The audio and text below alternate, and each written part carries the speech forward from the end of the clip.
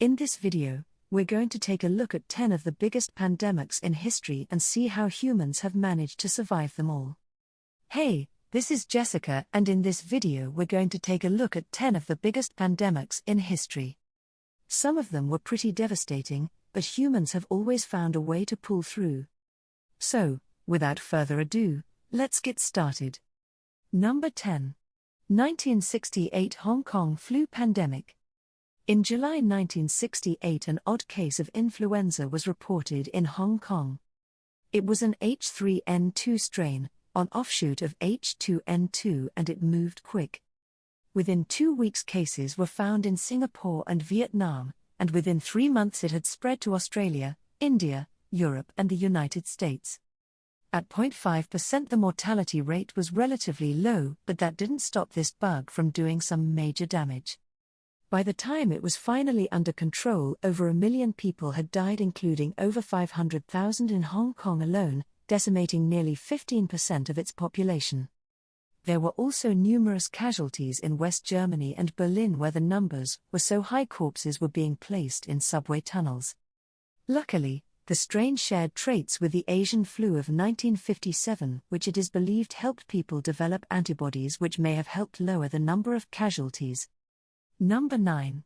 1956 Asian flu.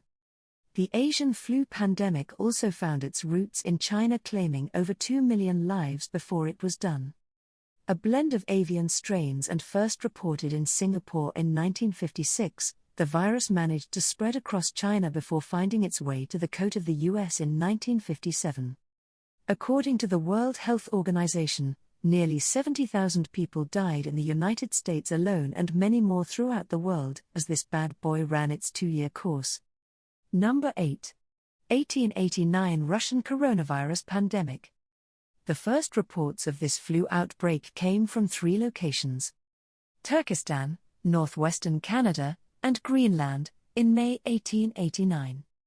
Originally thought to be virus subtype H2N2, it was recently discovered to actually be the coronavirus subtype H3N8. The outbreak managed to spread fast and far due to population growth and modern transportation methods that made it easier for the disease to get from location to location. Within 5 weeks, the virus had reached its peak, with over 1 million lives being lost. The 1889 influenza was considered the first real epidemic during the bacteriology age. Scientists have studied the outbreak patterns for years, and much has been learned from its pathology. Number 7. Antonine Plague of 165 AD.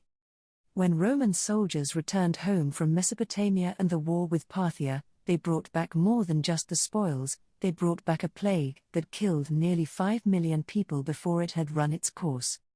Believed to be smallpox or measles, this one ravaged the Roman army before moving on to parts of Egypt, Greece, Italy, and Asia Minor. With their army laid waste, the land was wide open to other attacks. Civil unrest grew and barbarians began invading. This outbreak is thought to have directly contributed to the fall of the Pax Romana era, a period when Rome was at the height of its power. Number 6. Plague of Justinian 541 to 549 AD.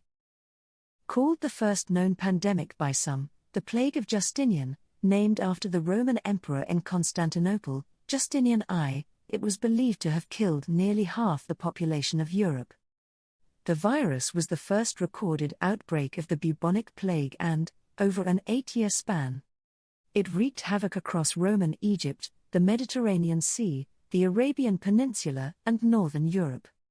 At its height, it is estimated this plague killed nearly 5,000 people a day in the city of Constantinople.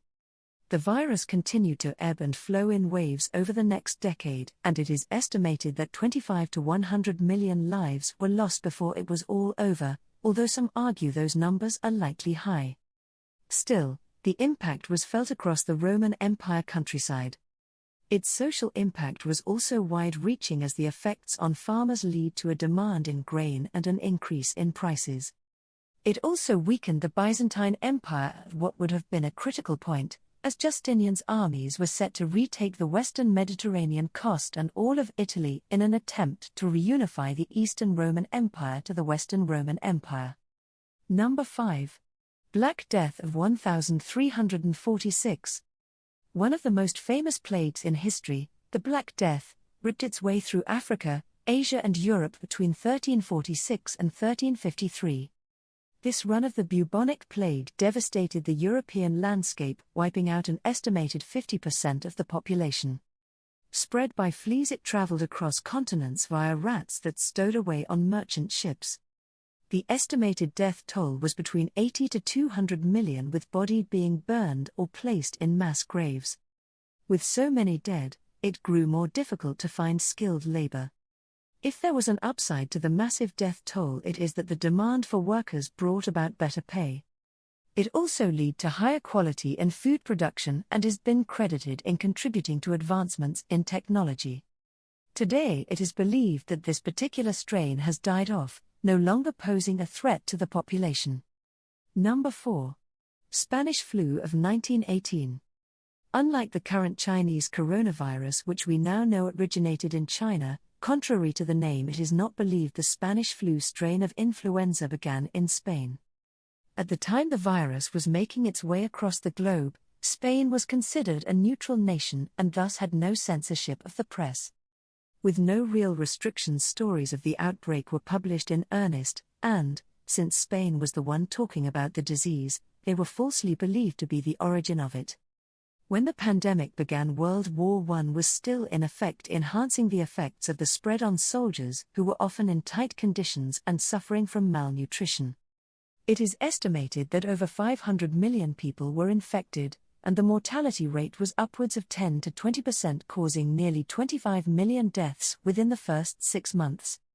The odd thing was that, unlike other strains of influenza, the Spanish flu didn't seem to just target the young and elderly, but also healthy young adults.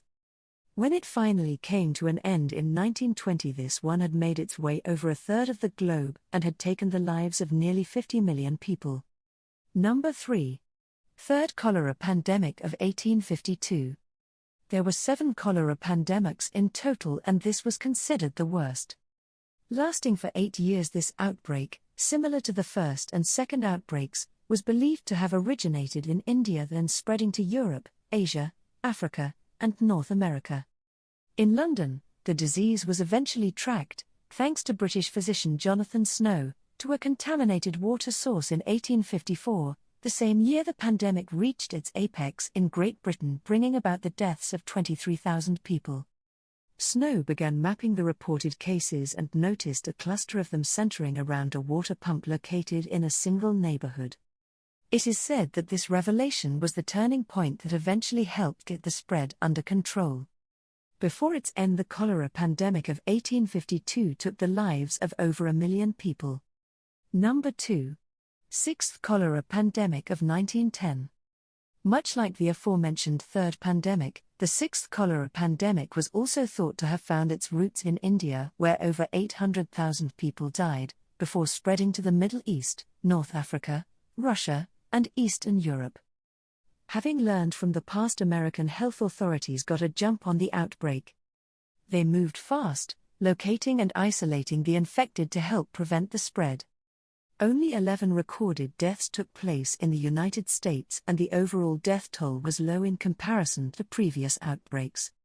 As facts on the spread of cholera became more understood, the threat of this deadly bacteria was largely reduced in the early 1920s, although many parts of India are still affected by it today. Number 1. HIV pandemic of 1981. Accounts of the first known case of the HIV virus differ, with some claiming it to have been in Norway in the late 60s, and others saying the first known case was from the Democratic Republic of the Congo in 1976. Most scientists believe it was developed from a chimpanzee virus that transferred to humans in West Africa in the 1920s, but the first case of the virus in the United States was reported in 1981. Without understanding of what the virus was or how it was spread, fear began to grow as it quickly became a global crisis, claiming the lives of over 36 million people since its discovery. There was no cure, and for years there was no real way to treat it, but in the 1990s new drugs and procedures were discovered, and eventually ways of controlling the virus came into effect. Today there are approximately 35 million people living with HIV, with over 60% of those being in sub-Saharan Africa. People have learned to manage it, and, with regular treatment, most are able to live normal, productive lives. In early 2020 it was reported that through state-of-the-art stem cell replacement programs 2 people have been cured, both considered in long-term remission and showing no active signs of the virus. Unfortunately, global pandemics have been a part of life throughout history, but we have seen that man has overcome, and will do so again with dedication, compassion, and intelligence. We are not only able to survive but thrive as well.